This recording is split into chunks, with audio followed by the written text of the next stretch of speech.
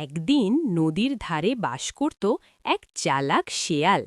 নদীর ওপারে ছিল মিষ্টি ফল ভরা একটি বাগান, কিন্তু নদীতে থাকত এক বোকাশোকা কুমির। শেয়াল প্রতিদিন নদীর পাড়ে দাঁড়িয়ে ফলের দিকে তাকিয়ে আফসোস করত।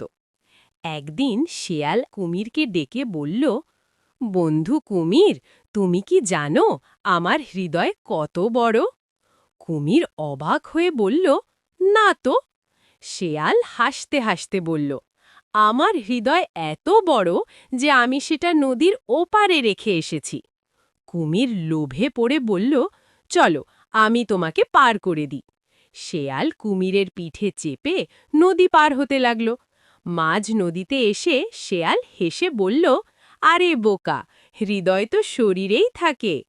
কুমির রাগে ফুঁসতে লাগল, আর শেয়াল ততক্ষণে লাফ দিয়ে ওপারে পৌঁছে গেল।